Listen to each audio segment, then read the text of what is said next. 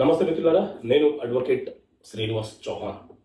మిత్రులారా, ఒక ప్రాక్టికల్ కేసులోని విషయం ఏంటంటే, ట్రాఫిక్లో ఉన్నప్పుడు ఒక bus driver, RTC bus driver ముందున్న ఒక టూ వీలర్ వెహికల్ వాడికి నెమ్మదిగా హిట్ చేసేసినాడు.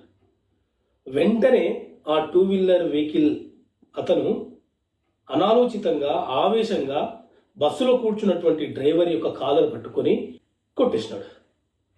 సో దాంతో ఆ డ్రైవర్ ఏం చేసినాడంటే 100కి కాల్ చేసి పోలీస్ స్టేషన్కి వెళ్ళి ఆ టూ వీలర్ నెంబర్ ఏదైతే ఉందో దాని మీద ఎఫ్ఐఆర్ నమోదు చేయించినాడు. పిల్లరా, మన దేశంలో ఇండియన్ పీనల్ కోడ్ ఐపీసీ అనే చట్టం అమలులో ఉండేది.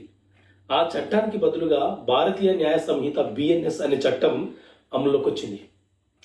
ఈ చట్టంలోని సెక్షన్ 121, 122 మరియు 132 ఏం చెప్తున్నాయంటే, ఎవరైనా ఒక ప్రభుత్వ